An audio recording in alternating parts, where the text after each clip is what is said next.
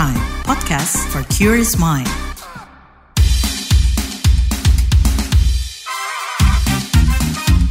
What's Trending KBR Pagi, siaran pagi radio paling update. Hai, ketemu lagi nih di What's Trending bareng Lea Baneza. Kali ini Lea mau bahas perkara mahasiswa berbagai kampus suarakan protes kenaikan UKT.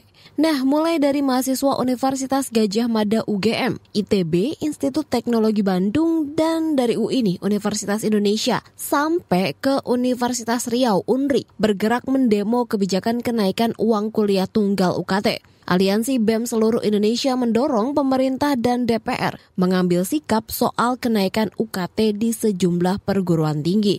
Presiden BEM Universitas Jenderal Sudirman Unsud Maulana Ihsan saat audiensi di DPR mengungkap UKT di kampusnya mengalami kenaikan hingga 500%.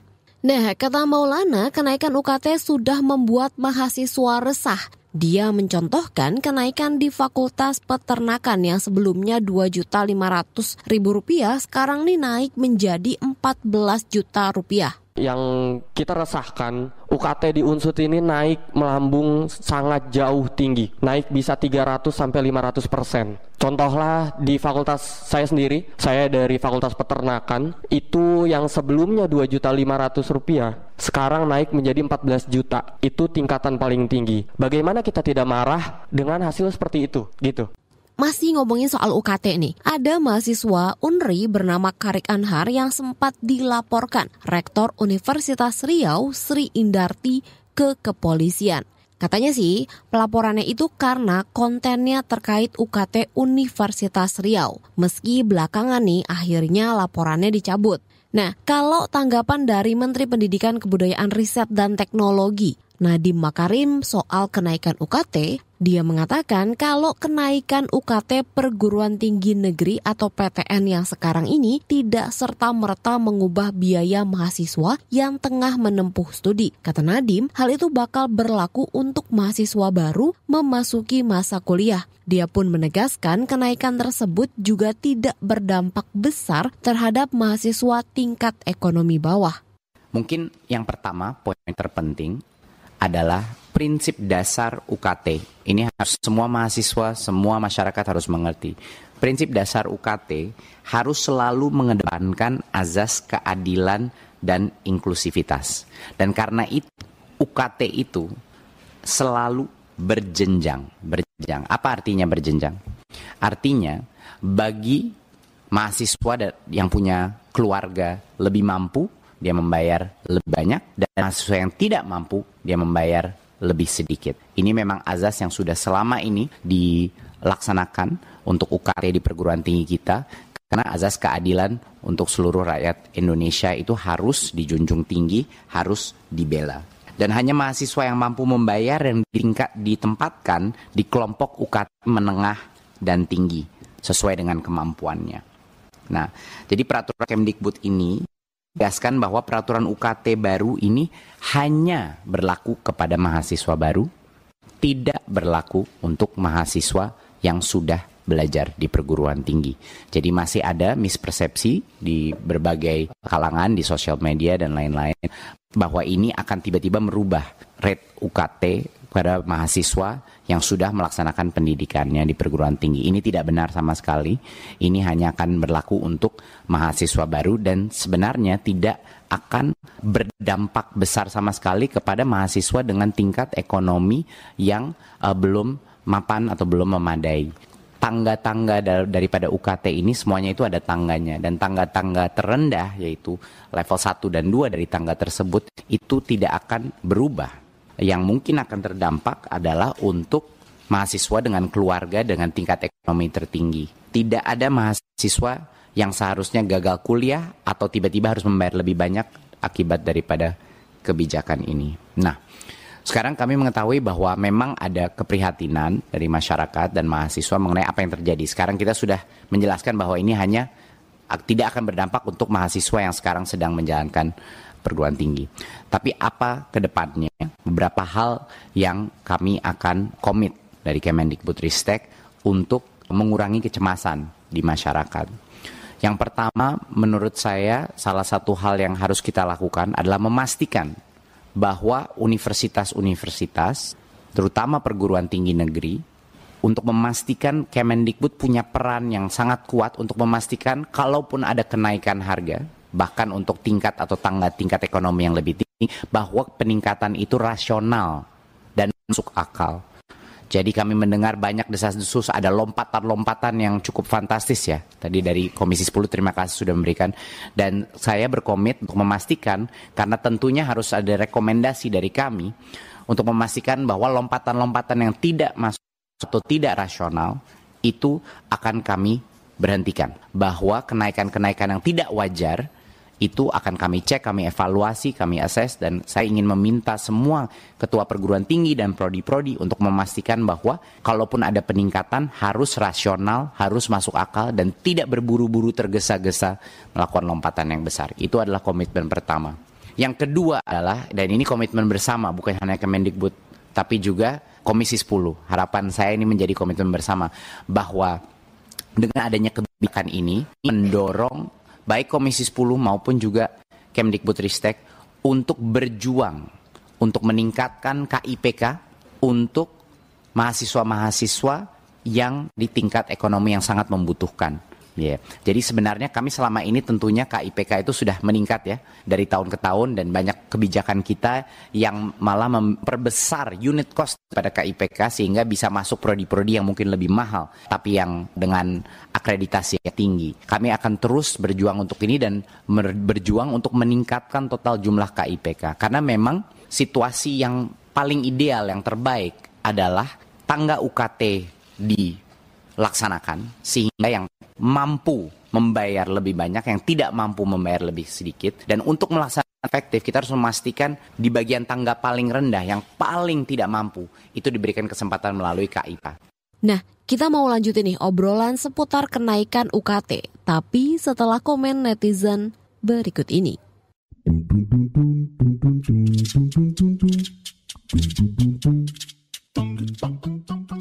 Yang pertama komentar dari @5txx. Ente kira mahasiswa baru pada kaya? Coba ente cek di lapangan. Mahasiswa yang sudah infokan penghasilan orang tua pas-pasan dapat UKT yang bikin meriang. Mang mau diarahkan ke student loan ya? Lanjut @diaxx. UKT 52 juta itu gak masuk akal banget. Sumpah. Lanjut @atxx. Lama-lama gak ada yang pada mau kuliah. Mending ikut BLK aja bisa langsung kerja. @dawxx. Jangan salah paham, ini buat mahasiswa baru. Kini anak-anak lulus SMA gak usah lah masuk perguruan tinggi kecuali pintar banget atau banyak duit banget. @bamxx. Artinya separuh dari Gen Z dan semua Gen Alpha harus bayar uang kuliah yang mencekik leher. Itu cara menyiapkan generasi emas. @bfixx. Sama aja lah mau baru atau lama. Artinya kan pendidikan dibuat eksklusif dan hanya untuk kalangan tertentu. Padahal amanat konstitusi salah satunya mencerdaskan bangsa Indonesia, mau kaya ataupun miskin. @suxx. Tutup saja universitasnya. Jadi bener nih, mulai tahun ini orang miskin gak boleh kuliah. Yang boleh kuliah itu anak pejabat, anak menteri, gubernur, bupati, dan camat. @pyxx. Justru mahasiswa baru mesti dikasih insentif supaya mereka minat masuk perguruan tinggi karena biaya terjangkau menurut aku. Dengan demikian level pendidikan masyarakat yang terdidik kita akan naik peringkat. Yang terakhir @otxx. Artinya setelah ini akan berkurang orang-orang yang bisa ke jenjang kuliah. Yang bisa kuliah hanya orang-orang berduit. Sisanya bakal jadi karyawan dia yang upahnya sewaktu-waktu bisa diatur seenaknya. What's Trending KPR Pagi, siaran pagi radio paling update. Aku Dinda, aku salah satu mahasiswa yang saat ini sedang mengenyam pendidikan di Universitas Indonesia atau UI. Oh iya, sebelumnya aku juga mahasiswa dari Rumpun Sosum. Jadi aku mau nyeritain mungkin dari perspektif anak Sosum aja ya, karena sekadar informasi di UI sendiri ada 3 rumpun. Rumpun Sosum, rumpun Saintek, sama rumpun kesehatan. Nah, tiap rumpunnya masing-masing mungkin bisa dibilang punya beban UKT yang beda-beda. Aku merupakan salah satu angkatan 2021. Jadi pada saat itu sebenarnya untuk kenaikan UKT sendiri yang aku ketahui pada saat itu tuh belum berdampak. Karena apa? Karena pada saat itu UKT sama uang pangkal atau uang bangunan yang perlu dibayarkan itu sebetulnya bisa aku katakan masih cukup normal. Meskipun mungkin bagi sebagian orang masih cukup mahal ya. kita baru banget masuk UI, kita itu tuh dikasih 2 pilihan. Kita tuh bayar UKT secara BOPP sama BODP. Jadi untuk yang BP sendiri, pokoknya BOP, biaya operasional pendidikan berkeadilan. Jadi pada saat itu si UKT-nya itu tuh terbagi menjadi 5, itu kelas 1 sampai kelas 5. Di mana yang paling murahnya itu sekitar 500.000, yang paling mahalnya itu tuh sekitar 5 juta. Sedangkan yang PP atau pilihan ini sendiri, dia tuh dimulai dari start formnya kalau nggak salah sekitar 7,5. Terus yang paling mahalnya tuh sekitar 15 juta atau 17,5. Aku agak lupa ingat juga. Nah, bedanya yang berkeadilan sama pilihan ini, kalau berkeadilan itu kita tuh diharuskan untuk mengurus berkas gitu loh. Jadi ketika kita baru banget daftar nih, kita tuh disuruh milih kelas dulu, kelas 1 sampai kelas 5. Terus habis itu tuh disuruh ngurus berkas-berkas, misalnya seperti kayak tentang aset-aset yang dipunya apa aja, terus juga gaji orang tua, terus juga kondisi keluarga, sebagainya, bla bla bla segala macam. Pokoknya berkas yang perlu disubmit itu sebenarnya cukup banyak kayak gitu. Nanti setelah berkasnya kita submit, nanti dari pihak universitas sendiri mereka tuh kayak mengkaji ulang gitu loh. Jadi berkas yang kita submit ini tuh sesuai nggak sama kelas yang kita pilih kayak gitu. Jadi nanti dari pihak universitas sendiri pada akhirnya mereka bisa menentukan biaya UKT-nya berapa yang perlu kita bayarkan kayak gitu. Sedangkan yang PP sendiri yang pilihan yang aku tahu sama kurang lebih sistemnya. Jadi kita milih dulu nih kita mau di kelas berapa. Tapi yang paling murah sekitar 7,5 juta.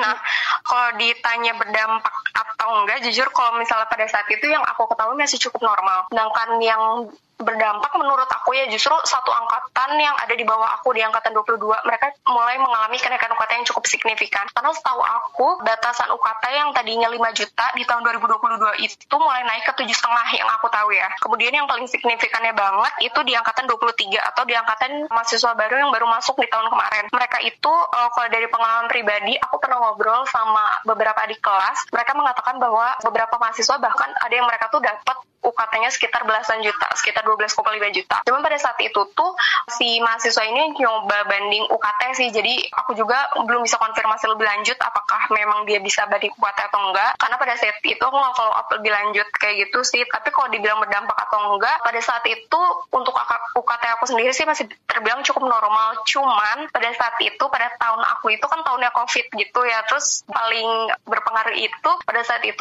agak susah dibanding UKT aja sih. Jadi ketika mahasiswa ditetapkan UKT-nya itu tuh perlu dibayarkan sekian, ada beberapa mahasiswa yang tetap merasa keberatan dengan UKT yang ada. Jadi mereka coba banding, akan tetapi untuk penyetujuan banding UKT-nya ini banyak yang nggak bisa disetujui gitu loh. Jadi mau nggak mau mahasiswa tetap harus membayar UKT sesuai yang emang udah ditentukan. Salah satunya aku juga mencoba banding UKT, tapi ternyata tidak disetujui pada saat itu kayak gitu sih. Itulah sepenggal kisah mahasiswa UI Dinda yang menceritakan beratnya UKT bagi mahasiswa. Sementara itu, Manajer Program Jaringan Pemantau Pendidikan Indonesia JPPI, Ari Hardianto mengkhawatirkan kenaikan UKT dalam jangka panjang berdampak menghambat kemajuan sumber daya manusia. Seperti apa kita tanyakan langsung. Oke, Mas, pertama mungkin aku mau minta tanggapannya gitu ya soal kenaikan UKT ini, Mas. Udah ideal belum sih? Atau mungkin dampaknya terhadap mahasiswa dan orang tua itu seperti apa? Pertama, ini kan muaranya kan dari peraturan Permendikbud ya tentang PTNBH ya, yang kemudian membuat kampus itu seperti melakukan bisnis dengan mahasiswanya. Jadi alih-alih ingin memandirikan kampus, tapi malah menjadi mensengsarakan para anak-anak bangsa, para orang-orang yang katanya penerus bangsa untuk tidak bisa lanjut ke bangku kuliah. Jadi ini sangat memilukan dan diskriminatif sekali peraturannya. Jadi ya perlu dievaluasi seperti itu. Oke, Mas Ari, ini kan ada sampai mahasiswa yang dilaporkan ke polisi meskipun akhirnya dicabut. Nah, ini melihat persoalan ini gimana nih, Mas? Itu dia. Jadi yang katanya program Merdeka Belajar, kampus merdeka, tapi tidak merdeka gitu. Dan jauh sekali dengan apa yang diisyaratkan, dijelaskan oleh Ki Hajar Dewantara, bahwa menurut beliau pendidikan adalah memerdekakan manusia. Tapi itu lihatlah nyatanya bahwa masih ada proses-proses intimidasi, diskriminasi di lingkungan pendidikan yang kemudian itu menciderai yang menjadi dasar pemerintah membuat program merdeka. Jadi kami mengapresiasi ya pernyataan Nadiem Makarim gitu ketika rapat kerja dengan Komisi 10 bahwa dia menjamin kebebasan bersuara gitu kepada mahasiswa. Namun harusnya Nadiem ini lebih tegas lagi kemudian untuk memanggil gitu para pimpinan-pimpinan universitas yang melakukan intimidasi dan teror kepada mahasiswanya gitu. Karena ini sangat menyalahi konstitusi Undang-Undang Dasar 1945 pasal 28 soal kebebasan berpendapat, bahwa kita sebagai rakyat gitu, sebagai masyarakat, sebagai warga memiliki hak untuk berpendapat dan bebas untuk mengutarakan pendapat gitu ya. Bukan seakan-akan terkesan Kemendikbudristek ini tidak kuasa dalam menertibkan oknum dari para pimpinan kampus. Mas, tapi kan kalau misalnya kita menilik omongannya Nadiem gitu ya, kan Nadiem mengatakan bahwa kenaikan ini tuh tidak serta-merta menaikkan biaya kuliah dari mahasiswa gitu ya. Yang dia bilang kalau kalangan bawah ya nggak akan berpengaruh gitu istilahnya. Begini Mbak ya, jauh dari sebelum itu kita sepakati gitu bahwa Permendikbud tadi yang nomor 2 tahun 2024 itu sangat menyalahi konstitusi gitu. Bahwa seharusnya ketika seorang pelajar anak gitu mulai dari SD, SMP, SMA sampai ke perguruan tinggi seharusnya mendapatkan akses yang lebih mudah gitu, bukan malah dipersulit dengan biaya gitu.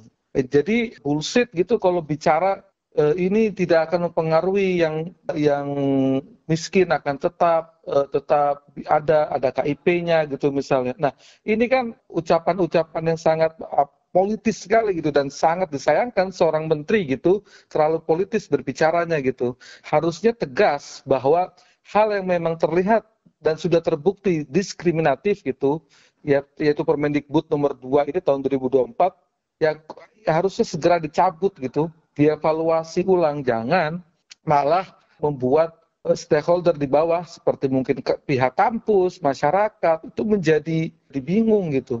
Dan pihak kementerian juga menyerahkan untuk bagaimana UKT anak ini, UKT kalau 1, 2, 3 itu kan dilihat oleh kampus. Ya, apakah kampus punya kapasitas juga misalnya untuk melihat hal itu misalnya, untuk survei dan lain sebagainya. Itu sesuatu yang kalau saya melihat secara pribadi ini seakan pemerintah ini ingin sedikit demi sedikit melepas tanggung jawab tentang pemenuhan pendidikan dan amanat konstitusi mencerdaskan kehidupan bangsa kalau seperti ini. Kalau poinnya kalau segala sesuatu itu menjurusnya kepada pembiayaan, kepada uang. Harusnya pemerintah memiliki visi bahwa setiap anak tanpa diskriminasi bisa masuk ke perguruan tinggi gitu. Bukan malah dihambat dengan biaya-biaya pendidikan UKT seperti sekarang ini gitu. Mas Adi, kalau soal sistem PTNBH nih, perguruan tinggi negeri badan hukum ini kan jadi memungkinkan kampus ini untuk mencari uang gitu ya dengan menarik UKT. Nah, apakah mungkin kebijakan ini tuh perlu gitu dievaluasi? Betul, itu sangat perlu dievaluasi. Selain Permendikbud tadi, iya perlu dievaluasi tentang PTNBH ini. Gini loh, sangat disayangkan ya, kemarin tuh ada orang ristek gitu yang mengatakan bahwa pendidikan perguruan tinggi ini bukan yang wajib belajar, semua yang lulus SMA boleh kuliah, boleh enggak gitu. Itu sangat menciderai hati gitu para orang tua, para anak yang ingin melanjutkan pendidikan sampai ke perguruan tinggi gitu ya. Itu satu ya. Terus kedua, alih-alih menginginkan kampus itu kemudian menjadi mandiri, tapi malah bermain dengan mahasiswanya. Jadi harusnya dievaluasi apa yang bisa dibisniskan, apa yang nggak bisa dibisniskan gitu. UKT atau mahasiswa yang masuk, jangan sampai dibisniskan. Yang terjadi seperti itu, bayangkan ya, di tempat saya, di kampus saya dulu misalnya, dulu SPP-nya 1.200.000, sekarang itu sudah sampai ke angka 4 dan 5 juta. Aku tanya ke adik-adik kelas, apa berat nggak, apa nggak? Iya berat bang. Wah bang, gua orang kampung bang. Wah berat, bukan berarti cuma 6 bulan kok dan lain sebagainya, tapi lihat mereka tuh yang dari desa, mereka dari kampung datang mungkin ke Jakarta, ke Tangerang, mungkin datang ke Bogor, ke Bandung misalnya, ke ITB, ke Unpad gitu. Mereka mau ngekos di sana gitu. Dan mereka harus bayar UKT yang sangat tinggi. Itu kan sangat tidak membantu gitu dalam mencerdaskan kehidupan bangsa sesuai amanat konstitusi tadi itu. Jadi perlu dievaluasi, perlu dipilah gitu mana domain kampus yang kemudian bisa melakukan bisnis oriented dan apa-apa aja poin-poinnya yang bisa dilakukan bisnis oriented, mana yang nggak boleh gitu loh. Itu harus jelas gitu biar pihak kampus bisa membuat peraturan yang tidak membebani orang tua, tidak membebani mahasiswa seperti itu. Oke, Mas Ari yang terakhir ini kan tadi kata Mas Ari bisa menghambat mahasiswa yang mungkin dari SMA mau melanjutkan ke perguruan tinggi ya. Tapi sebenarnya kalau dari dampak mungkin dari jangka pendek ataupun jangka panjang apa yang mesti disadari oleh pemerintah dan mungkin solusinya untuk persoalan ini gitu. Pertama, cabut Undang Permendikbud tadi ya, nomor 2 tahun 2024. Itu pertama. Lalu dievaluasi, dilihat gitu. Dan jika komit dengan slogan Merdeka Belajar, maka lihat bagaimana keadaan masyarakat kita. Mbak bayangin ya, yang mengenyam bangku pendidikan itu nggak nyampe 10% loh dari populasi warga kita, masyarakat kita. Ini kan miris banget, Mbak. Ya kan, sedangkan indikator kemajuan sumber daya manusia gitu, itu dilihat dari lulusan S1 dan S1, S2, S3. Kan anomali kalau misalnya disebut pendidikan tinggi adalah pendidikan yang tersier gitu, bukan pendidikan yang wajib gitu. Itu sesuatu yang sangat anomali gitu, banget bertentangan dengan indikator tadi. Oke lah, sekarang dunia kerja nggak melihat skill mungkin gitu kan. Mungkin bahkan di dunia gitu sekarang mungkin ya lebih mengedepankan skill mungkin gitu ya. Tapi kan masih banyak juga para pengusaha sektor-sektor bisnis yang menginginkan lulusannya S1, graduate S1. Selain dari itulah bahwa indikator sumber daya manusia kita bagus atau tidak, kualitinya itu kan dari berapa banyak nih lulusan perguruan tinggi, kan gitu. Jadi pertama itu harus kembalikan kepada keadaan rakyat kita, masyarakat kita gitu. Lihat populasi masyarakat kita, kan gitu. Terus lihat, diukur benar-benar gitu kemampuan finansial seorang tua gitu di setiap daerah seperti itu. Jangan dipukul rata semua gitu. Nah, Permendikbud ini kan membuat menjadi general nih, semua orang memukul rata, akhirnya UKT roots naik seperti itu kan. Di kampus-kampus yang notabene mungkin masih di daerah misalnya, kita lihat unsur dan lain sebagainya. Itu perlu, makanya menurut saya untuk membuat peraturan ya pemerintah, Dikbud, Ristek itu harus melihat selain melihat urgensi pendidikan, juga lihat bagaimana sosiologisnya masyarakat, antropologisnya masyarakat, dan pertumbuhan ekonomi masyarakat gitu. Jangan serampangan gitu. Oke, Mas Ari, terima kasih banyak, Mas. Oke, baik. Terima kasih. Ya, terima kasih. What's Trending KBR Pagi, siaran pagi radio paling update. Newsbeat. Setelah kematian Presiden Ebrahim Raisi pada kecelakaan helikopter, Iran mengumumkan bakal menggelar pemilihan presiden Pilpres pada 28 Juni 2024. Melansir AFP, kalender pemilu ini sudah disetujui oleh Kepala Kehakiman, Pemerintahan, dan Parlemen. Di sisi lain, Kepala Staf Militer Iran Mohammad Bagheri sudah memerintahkan penyelidikan penyebab jatuhnya helikopter yang menewaskan sang presiden beserta rombongannya pada 20 Mei 2024. Sebuah komite tingkat tinggi pun diluncurkan untuk menyelidiki kecelakaan ini. Tak hanya membawa Presiden Ebrahim Raisi, helikopter yang jatuh juga mengangkut Menteri Luar Negeri Iran Hussein Amir Abdullahian, Gubernur Provinsi Azerbaijan Timur Malek Rahmati, Imam Sholat Jumat Tabriz Imam Muhammad Ali Hashim, seorang pilot, kopilot, kepala kru, kepala keamanan, dan pengawal lainnya.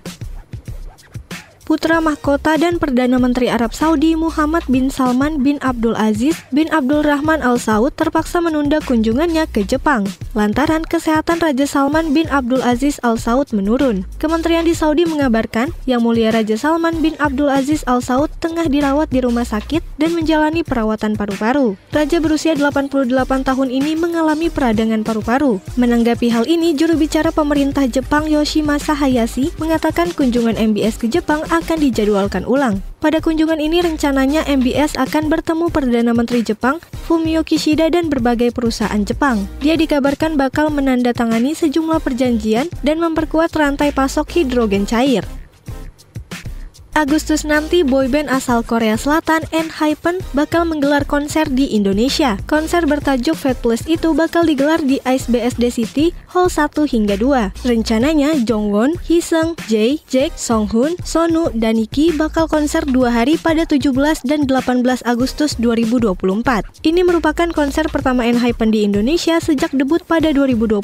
Pembelian tiket dibagi menjadi 3, yakni member pre-sale, MCP pre-sale, dan general sale. Engine member sale dimulai 3 Juni pukul 15.00 sampai 20.00 WIB. Sedangkan MCP pre-sale tanggal 4 Juni dan general sale tanggal 5 Juni di jam yang sama.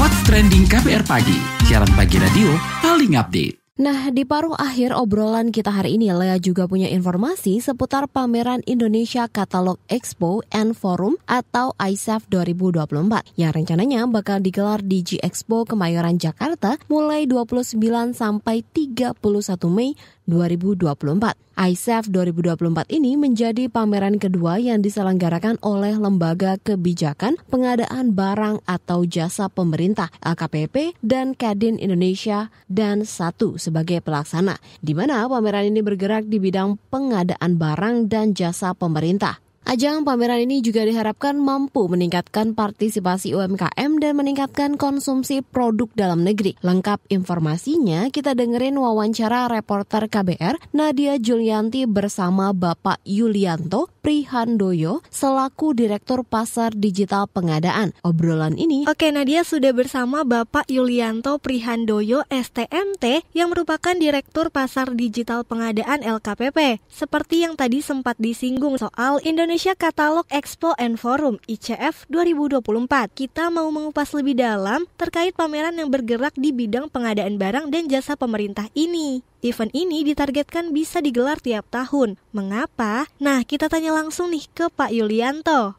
Oke Pak, alasan penyelenggaraan ICEF 2024 ini apa aja sih Pak yang mau dituju? Ya, jadi ini bagian dari upaya pemerintah begitu ya untuk memastikan program Bangga Belanja, Bangga Buatan Indonesia ini berjalan. Jadi begini, pemerintah Indonesia itu punya dana belanja yang besar. Kami ingin teman-teman kementerian lembaga Pemda kalau belanja-belanja itu pakai belanja produk dalam negeri dan produknya UMKM gitu ya. Nah, ICEF ini sebenarnya bagian dari memfasilitasi pertemuan begitu antara produsen, penyedia dengan calon pembeli yang notabene itu dari teman-teman dari Pemda maupun kementerian. Begitu sih kurang lebih Mbak Nadia. Nah Pak, berapa sih jumlah partisipan atau eksibitor pada pameran ICEF 2024 ini dan kategori produknya seperti apa aja Pak? Ya, kita targetkan sekitar 150-an lah eksibitor gitu ya. Ada sekitar 20 kategori produk mulai dari tekstil, logistik, kesehatan, alat berat, furniture, IT, kendaraan, sampai internet service provider. Ada 20-an lah kategori produk kurang lebih Mbak Nadia. Beragam gitu ya Pak ya berarti? Ya, macam-macam. Jadi mudah-mudahan teman-teman pengunjung gitu ya, jadi tahu gitu ya, tersajikan ada banyak produk-produk yang boleh jadi itu akan dibutuhkan oleh mereka gitu ya, dan kita ingin produk dalam negeri yang nanti akan diutamakan untuk bisa terbeli gitu. Kurang lebih begitu Mbak. Baik Pak, saya dengar nih Pak, eksibisi ini juga akan dilengkapi beragam acara ya Pak ya. Apa aja sih Pak program acara di ICEF 2024? Ya, selain tentu tadi ada pameran produk-produk tadi, itu juga nanti ada semacam temu bisnis. Jadi nanti ada forum di mana nanti calon pembeli dengan calon penjual itu bisa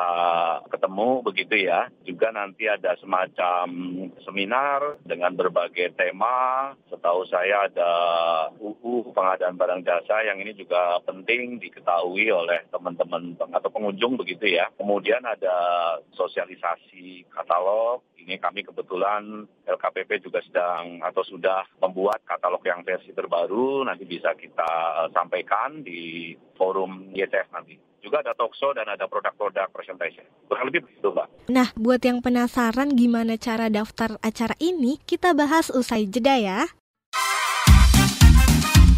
What's Trending KBR Pagi, siaran pagi radio paling update. Masih bersama Bapak Yulianto Prihandoyo STMT yang merupakan Direktur Pasar Digital Pengadaan LKPP.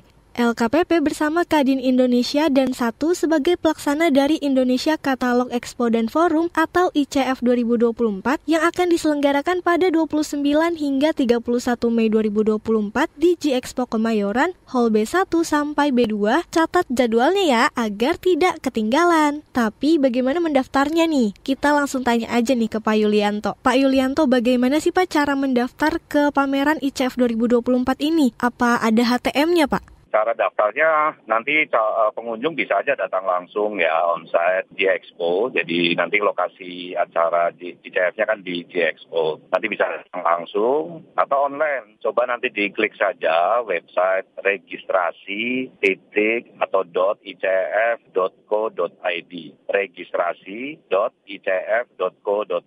Ini gratis Mbak, jadi tanpa dipungut biaya. Oke Pak, dengan menargetkan 15.000 lebih pengunjung dan 150 lebih industri serta 50 lebih narasumber gitu ya Pak. Apa saja sih Pak benefit yang diperoleh dari mengikuti ICF 2024 ini Pak? Ya tentu yang pertama ini kesempatan bagi calon pembeli atau mereka yang membutuhkan produk-produk begitu ya. Itu bisa melihat langsung, bisa berkomunikasi langsung. Ya jadi potensi barang yang mau dia butuhkan bisa dilihat langsung nanti di lokasi di situ. Juga ada presentasi produk-produk yang ini banyak ya, calon pembeli kan pengen tahu lebih detail. Jadi Mbak Nadia, kalau kebutuhan belanja pemerintah seringkali berbeda gitu ya dengan belanja kayak private. Jadi kalau pemerintah tuh kadang-kadang perlu alat berat, perlu alat kesehatan yang canggih. Nah itu kesempatan nanti bisa ketemu di sana. Nah yang paling penting sih juga nanti ada booth-booth konsultasi yang bisa nanti dimanfaatkan oleh pengunjung. Ujungnya sih kita juga kepingin nanti produk-produk dalam negeri itu bisa diketahui oleh calon pembeli dan nanti bisa ikut berpotensi lah begitu ya dibeli dan seterusnya. Saya kira itu. Baik Pak Yulianto, terakhir mungkin Pak, bagaimana sih Pak harapan Bapak dari diadakannya ICF 2024 ini Pak? Ya kembali tadi ya, sebenarnya ini mendukung program pemerintah dan kita berharap belanja pemerintah itu bisa diarahkan sebesar-besarnya untuk beli produk dalam negeri maupun produk-produk UMKM. Nah, ICF 2024 ini penyelenggaraan yang kedua. Kita berharap betul dari penyelenggaraan ICF yang kedua ini bisa meningkatkan transaksi belanja pemerintah khususnya untuk produk-produk dalam negeri dan UMKM. Begitu Mbak Nadia. Jadi saya kira sekali lagi ini menarik acaranya dan berharap teman-teman atau khalayak bisa hadir, meramaikanlah acara ICF ini dan sekali lagi bisa menumbuhkan ya rasa kebanggaan produk dalam negeri. Begitu barangkali Mbak. Baik, terima kasih untuk Bapak Yulianto Prihandoyo. Sukses untuk acaranya ya Pak ya. Ya, makasih Mbak Nadia. What's Trending KBR Pagi, siaran pagi radio paling update.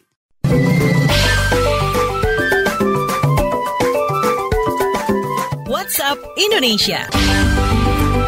WhatsApp Indonesia kita mulai dari Depok, Jawa Barat. Dir Narkoba Polda Metro Jaya Kombes Hengki mengungkap 4 anggota kepolisian yang diduga berpesta sabu di Cimanggis, Depok tengah menjalani proses rehabilitasi. Sedangkan terkait saksi sebagai aparatur negara, Hengki mengatakan pelaku bakal diproses secara etik oleh Bidang Propam Polda Metro Jaya. Sebelumnya 5 anggota kepolisian ditangkap setelah diduga menyalahgunakan narkoba di kawasan Cimanggis, Depok, Jawa Barat. Namun 1 anggota dibebaskan lantaran hasil tes urinnya menunjukkan negatif.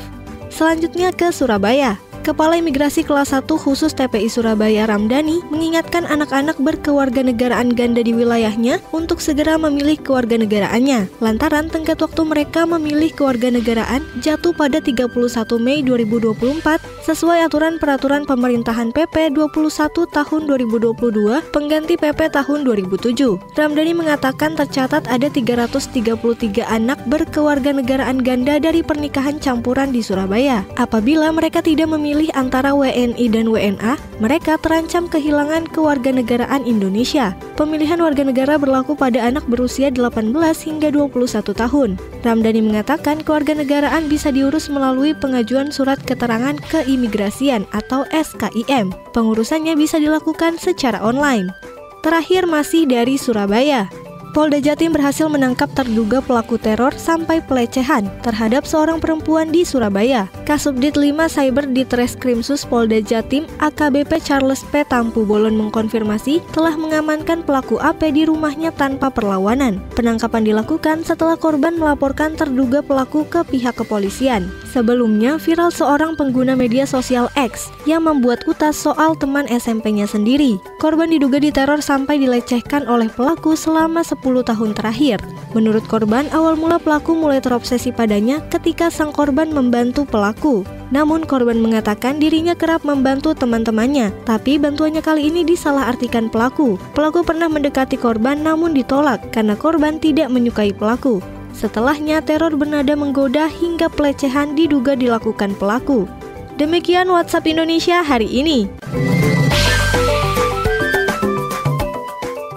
Nah, terima kasih ya sudah mendengarkan podcast What's Trending. Jangan lupa terus dengarkan podcast ini di kbrprime.id dan aplikasi mendengarkan podcast lainnya. Lea Baneza mau pamit dulu, stay safe and happy. Bye-bye.